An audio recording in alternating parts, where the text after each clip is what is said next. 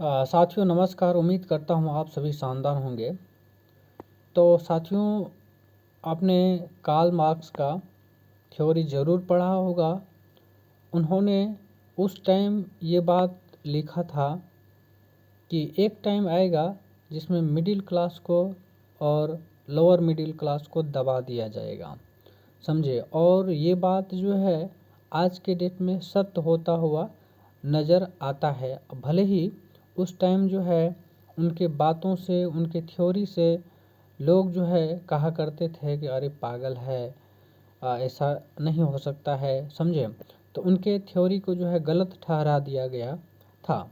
लेकिन आज जो है जब वर्ल्ड इनइक्वालिटी रिपोर्ट देखा जाता है तो सीधा सीधा पता चल रहा है कहीं न कहीं मिडिल क्लास को बिल्कुल, या तो जो है कुछ मिडिल क्लास आगे निकल रहे हैं और बाकी जो है मैक्सिमम जो है वो गरीबी की तरह और उसको जो है धकेल दिया जा रहा है, समझ रहे हैं।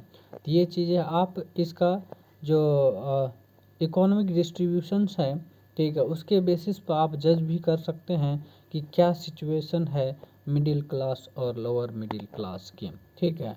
अब देखिए बॉटम का जो क्या कहते हैं 40% है केवल और केवल 1% लोगों के पास है, समझे। और बाकी जो 50% का हिस्सा है या फिर 60% कह लीजिए, वह बाकी लोगों के पास है, समझ रहे हैं। तो ये जो इतना बड़ा गैप है, समझे, कहीं न कहीं ये हिलाने वाली बात है कि इतनी, मतलब समझ रहे हैं कि कैसे इतना इनइक्वालिटी देखने को मिलता है वेल्थ का डिस्ट्रीब्यूशन, समझे। तो ये कहीं न कहीं ये जो मिडिल क्लास है, लोअर मिडिल क्लास है, आज के टाइम में ऐसा लग रहा है कि कहीं न कहीं एक टाइम आएगा जिसमें इसको ख़त्म कर दिया जाएगा, बिल्कुल सबसे निचली स्तर पर लाकर, है ना, गरीबी में और पिछड़े में जो है धकेल के रख दिया जाएगा।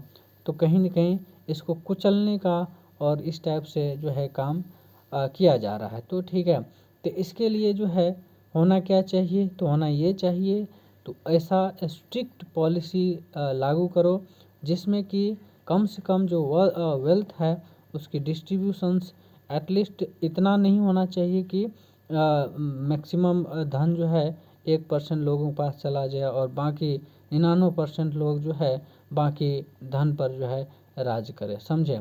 तो ये इतना गैप बिल्कुल नहीं दिखना चाहिए, समझे।